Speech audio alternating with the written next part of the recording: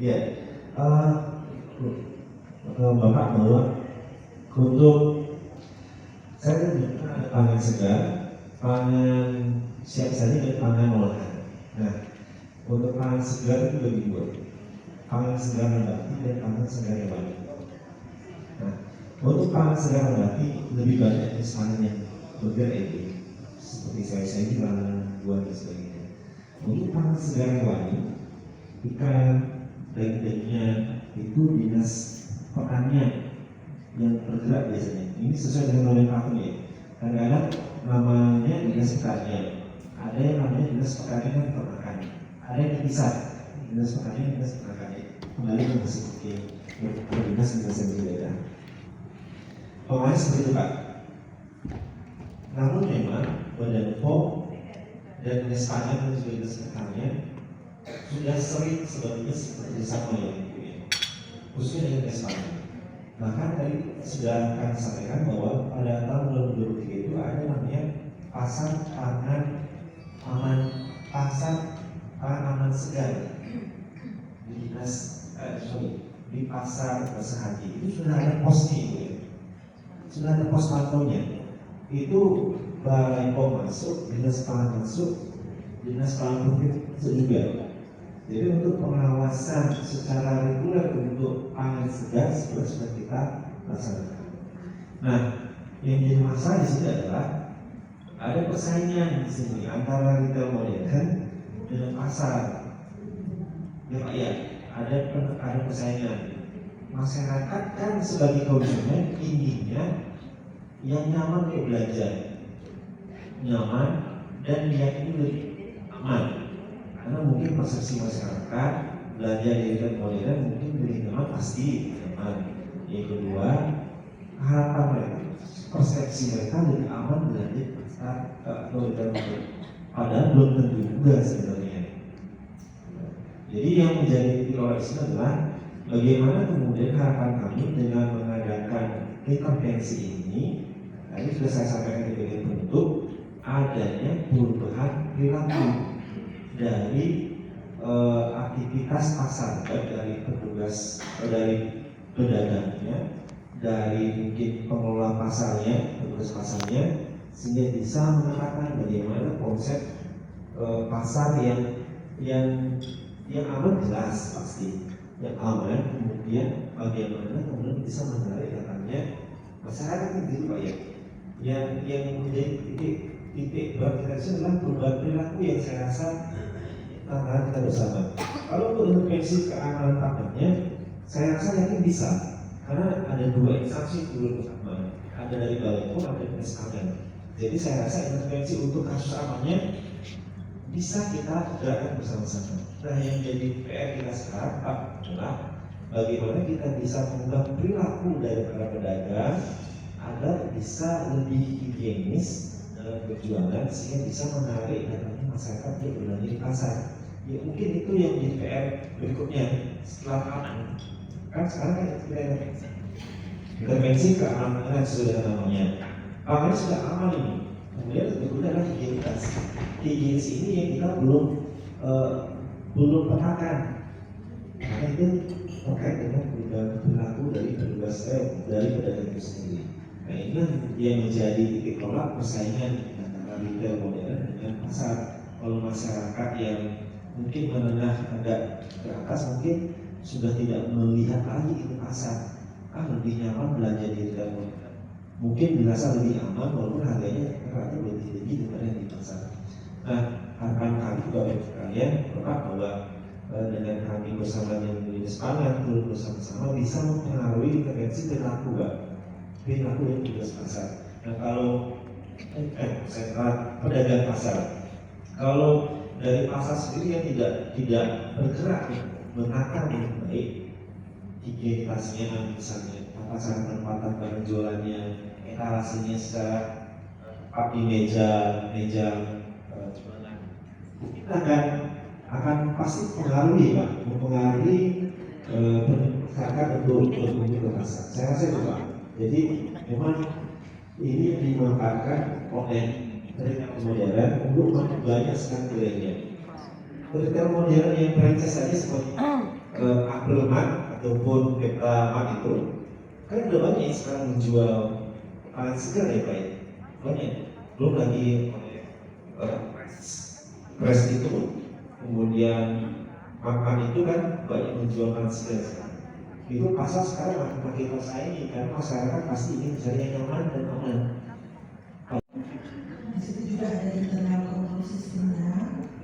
Kami bersama-sama dengan pihak terkait, termasuk juga dengan Balai Besar POM, tadi Ibu Susi yang bersama-sama dengan kami di tim, dan juga koordinator pengguna pasar yang di perusahaan ya.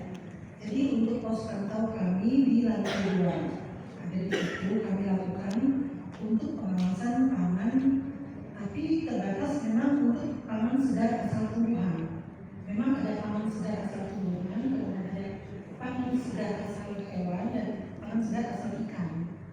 Memang untuk pangan segar asal tumbuhan kami masih terbatas untuk rapid test, yaitu terkait dengan residu pestisida.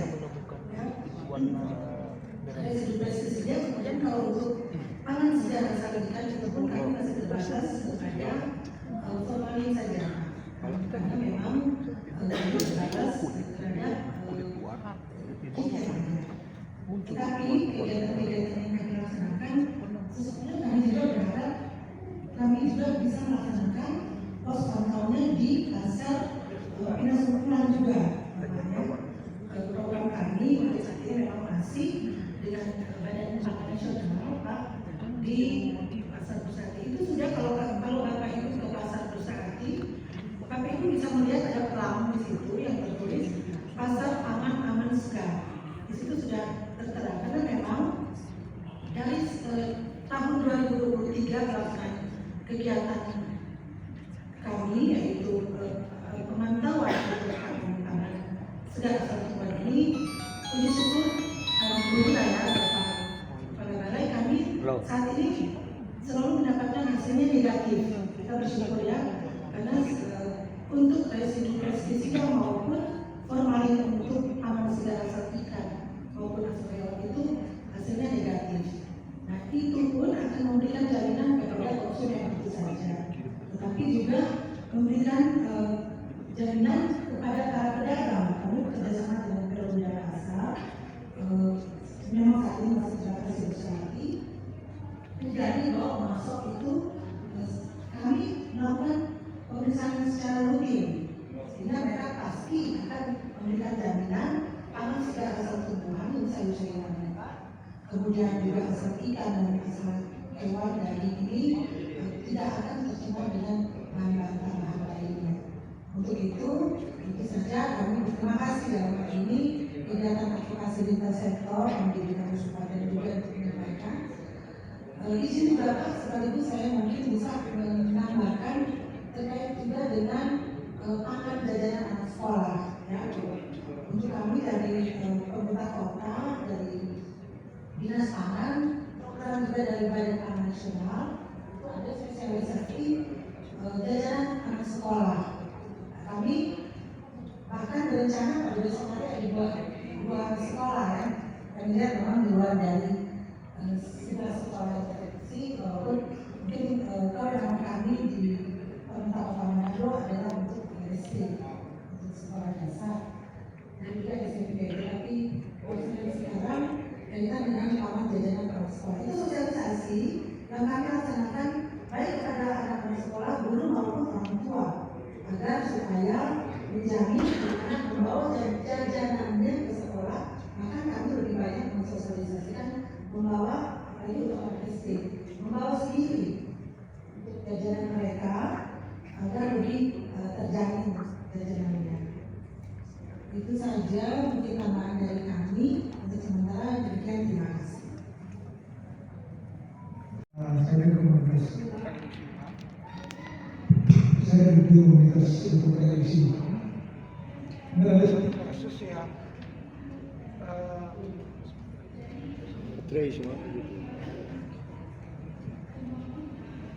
ini Pak, saya baru-baru ada 2 kasus.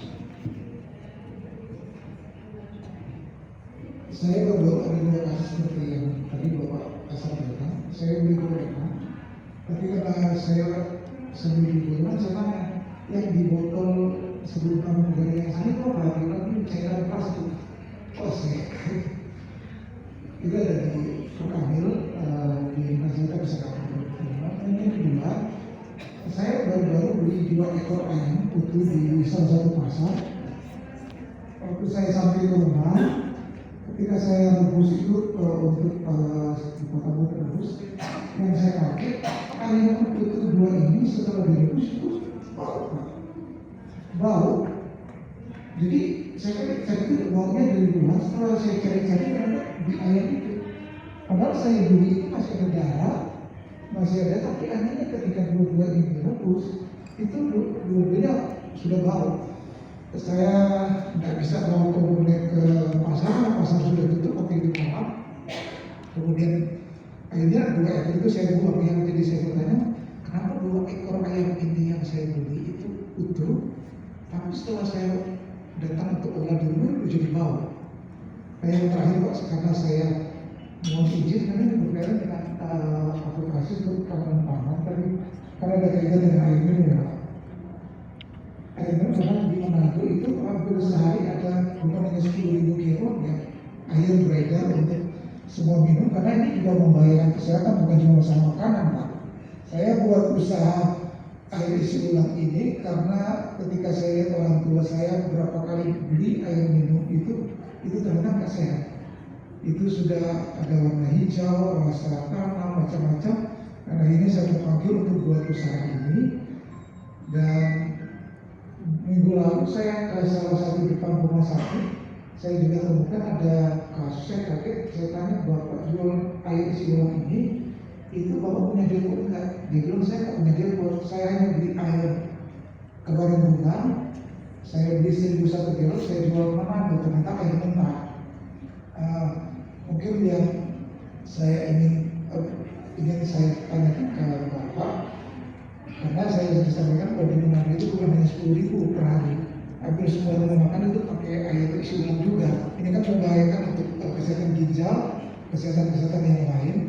Yang kami juga butuh masukan juga mohon terus dari Bapak sebagai kami di komunitas air isi ulang ini untuk supaya selamanya kami bisa memberikan produk yang sehat, air yang layak ke konsumen, ke semua masyarakat.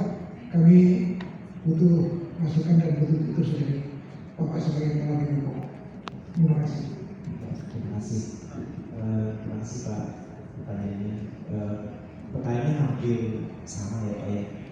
Sebenarnya adalah bagaimana sebenarnya titik berat pengawasan kita atas produk makanan yang berada pada masyarakat.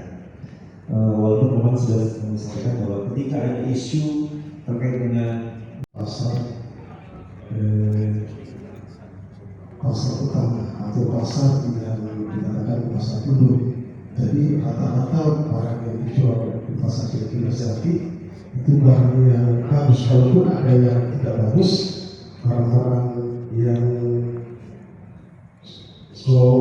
nggak dipakai dijual. Cuma ada mungkin oknum lain atau pedagang lain memanfaatkan, tapi kami dari pasar tidak sempat patuh. Kalaupun ada, kami dari pasar langsung mengatakan berita hal tersebut. Tadi ada yang disampaikan, ada yang sempat beli ayam di pasar, itu Pak bisa langsung lapor kepada kami langsung dikaki pedagang yang berbuat atau menjual barang yang tidak layak dikonsumsi.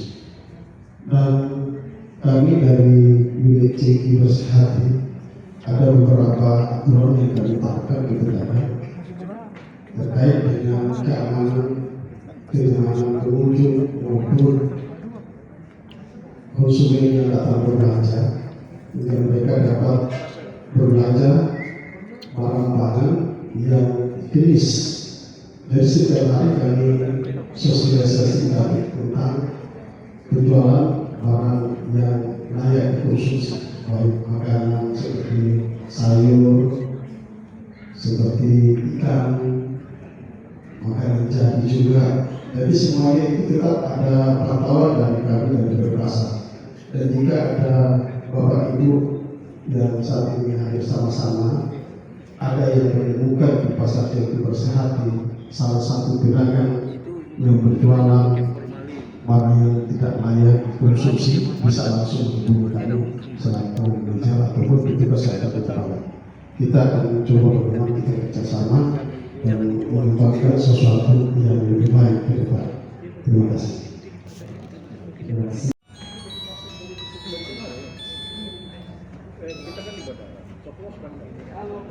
Terima kasih banyak. Bisa kembali ke tempat. Jadi depot air negeri Sirina ini yang kami dampingi kawal sehingga sertifikat layak haji sanitasinya bisa close.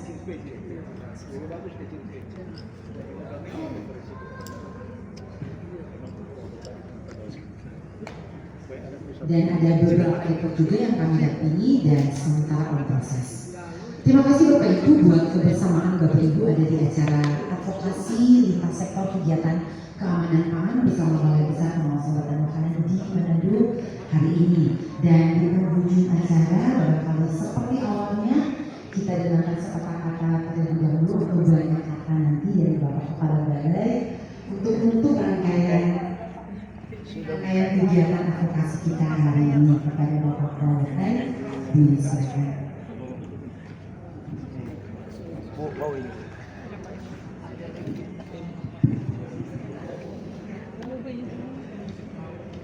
Assalamualaikum warahmatullahi wabarakatuh.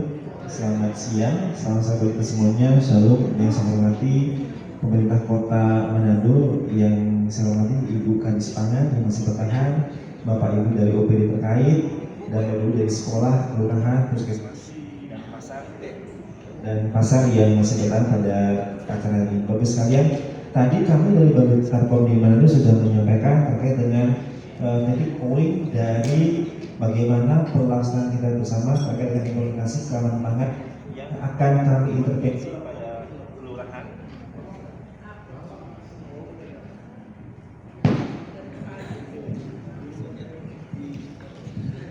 Yang akan sama-sama kita intervensi pada kelurahan, pada pasar dan pada sekolah. Bapak Ibu sekalian, tadi sudah saya sampaikan bahwa keamanan pangan itu bukanlah tugas dari Badan POM, bukan tugas dari Dinas Kesehatan, bukannya hanya tugas dari Dinas Pangan semata, tapi tugas kita bersama. Tadi saya menyampaikan bahwa ada 5 pilar pengawasan obat dan makanan.